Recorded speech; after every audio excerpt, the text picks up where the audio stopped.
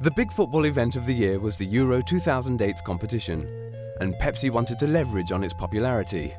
But there was one problem: Coca-Cola.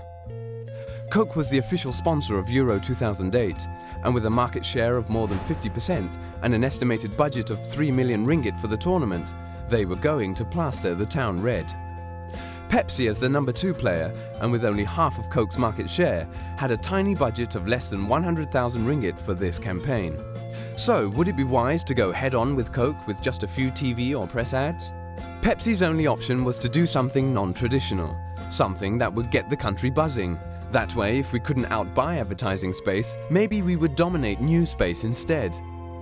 That gave birth to the Pepsi longest football dribble, an event that would require football fans to keep a ball rolling non-stop over 12 hours around the streets of Kuala Lumpur, the capital of Malaysia.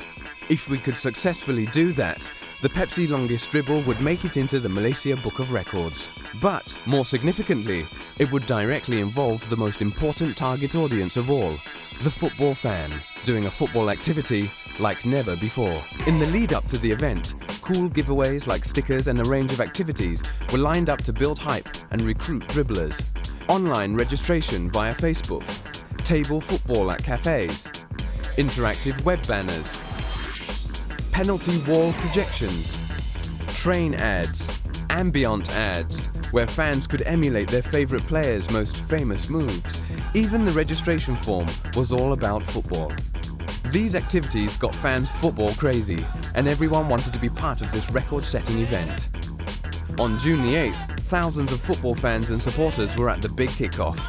The overwhelming response forced organisers to shorten the distance for each dribbler to only 100 meters per person.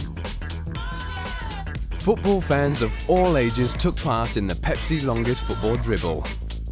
And some very enthusiastic participants made this a really colourful event.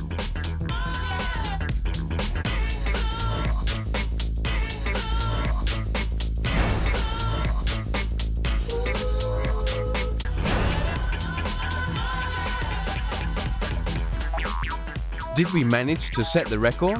12 hours and 87 kilometers later, the Pepsi longest football dribble kicked into the Malaysia Book of Records. Pepsi spent less than 100,000 ringgit on this entire event.